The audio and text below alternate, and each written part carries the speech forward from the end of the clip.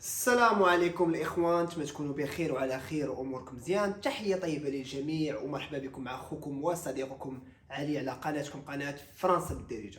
فيديو خفيف ظريف الخوت غادي نهضروا فيه على اخبار تهمكم بطبيعه الحال.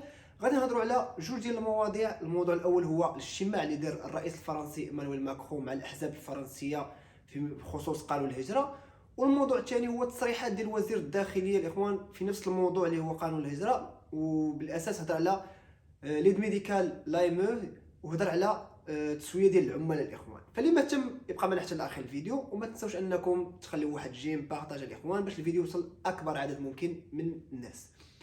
فنبداو على بركه الله الاخوان. شحال هذيك درت واحد الفيديو قلت لكم بان الرئيس الفرنسي باغي يدير واحد الاجتماع مع الاحزاب الفرنسيه او رؤساء الاحزاب الفرنسيه، وباغي يطرح واحد الفكره ديال استفتاء باش ان الفرنسيين يعطيو الراي ديالهم في قانون الهجره، ويناقشوا هذا القانون هذا بيناتهم باش يكون واحد التصويت ويجر عنده الاحزاب باش يصوتوا على هذا القانون هذا.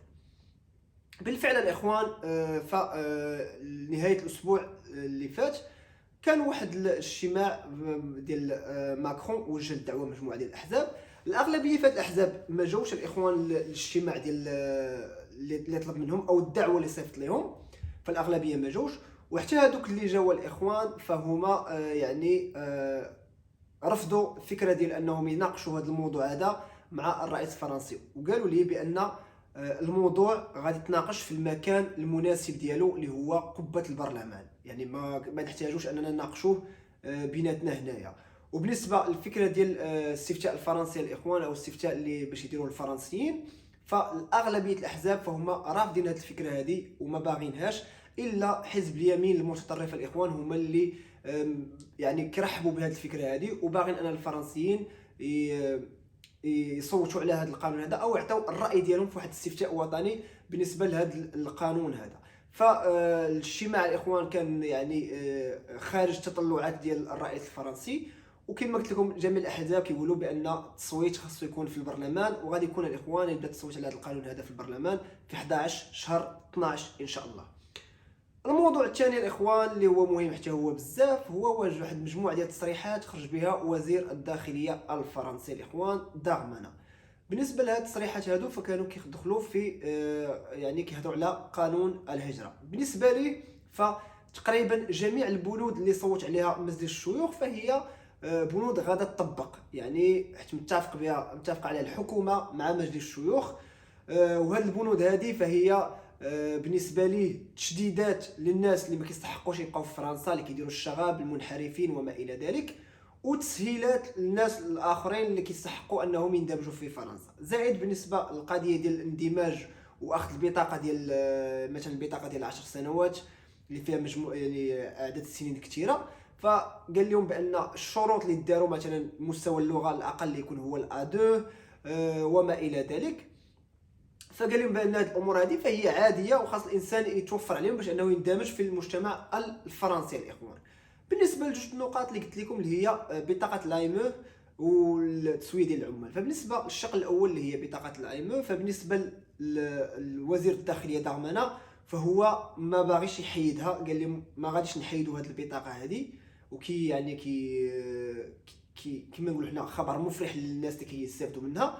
بالنسبه ليه يعني التبريرات اللي كيقول بانه ما غاديش نحيدوا هذه البطاقه، هي انها قبل ما تحمي المهاجرين غير الشرعيين باش انهم يداووا، فهي كتحمي المواطنين الفرنسيين. وهذا الشيء اللي هضرنا عليه شحال هذه الاخوان، اللي جاوا به مجموعه ديال الاطباء مجموعه ديال السياسيين اللي كيقولوا بانك الا ما داويتيش المهاجرين فممكن انهم يمرضوا، وبفعل ذلك غادي يمرضوا لك حتى المواطنين الفرنسيين اللي كتخاف عليهم بين قوسين الاخوان. لهذا فهو مرر واحد الرساله بان ليد ميديكال ديتا لايمو غادا تبقى، لكن غادي يكونوا فيها بعض التعديلات. هاد التعديلات هادو ما غاديش يكونوا في القانون، يعني ما غاديش يصوتوا عليهم في هذا القانون هذا، غادي يجيو من بعد، يعني غادي يكون واحد التعديلات في الشروط اللي كاينين حاليا.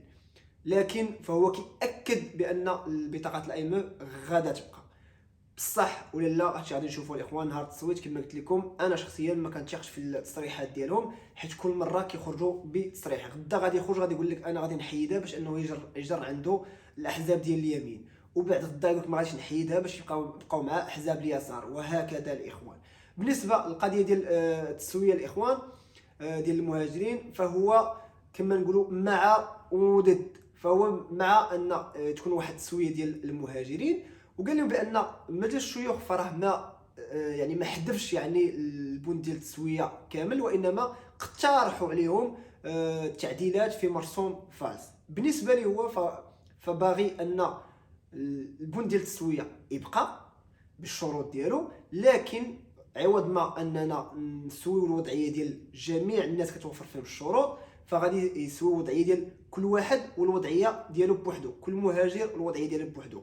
الوضعيه ديالو شحال جلس في فرنسا مع الاثبات اللي خصها تكون على الاقل 3 سنوات، الوضعيه ديال العمل ديالو شحال خدم في ديك الخدمه، واش ديك الخدمه محتاجينها في الجهه اللي هو خدام فيها يعني فيها نقص بزاف او لا، زائد السجل العدلي ديالو او السجل الجنائي ديالو خصو يكون نظيف، يعني ما كاين فيه لا جرائم لا والو. الا توفروا فيها الشروط كاملين فغادي يبقى انه ممكن انه يسوي الوضعيه ديالو.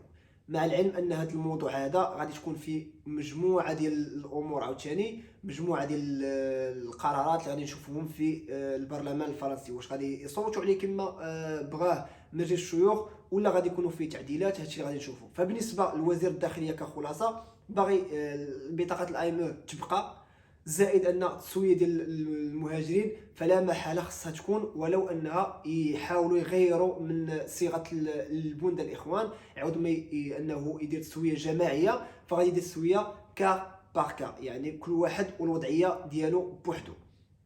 فبالنسبه ليه بند التسويه فهو يعني متشبت به، واللي كيخليه متشبت به اكثر هو ان 75% بالفرنسيين فهما مع هذه القضيه ديال تسويه المهاجرين اللي باغين انهم يخدموا على راسهم، اللي باغين اللي خدامين في مهن فيها الخصاص واللي باغين يندمجوا، على عكس المهاجرين اللي باغي غير الشغب، الحرف، السرقه وما الى ذلك. فهادو الاخوان حتى الفرنسيين باغين انه تكون واحد السياسه ديال الترحيل اللي سلسه، يعني شديتيه رحلوا البلاد ديالو الخوت.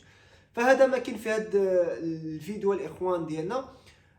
فنتمنى نكون قربت لكم شنو واقع حاليا. فغادي نبقاو دابا الاخوان من هنا حتى يتم التصويت، غنبقاو في التصريحات، واحد كيخرج يقول هذا التصريح، الاخر كيخرج كيعطي تصريح واحد اخر وهكذا. فاخر الاخبار من عند وزير الداخليه هو انه تم ترحيل 15 واحد يوم الجمعه، من بينهم ناس عندهم 24 عام كذا و30 عام 51 عام، اللي يعني كانوا دايرين سواء الانحراف، جرائم، العنف الزوجي. حداو راسكم الاخوان، العنف الزوجي الاخوان حتى ولدوا كيدخلوا في هذه القضيه هذه، يعني الا تثبتت عليك التهمه ديال العنف الزوجي ممكن انهم يصيفطوك في حياه البلاد. فحداو راسكم الاخوان، وهذا ما كاين، والسلام عليكم ولقاؤنا في فيديو قادم ان شاء الله.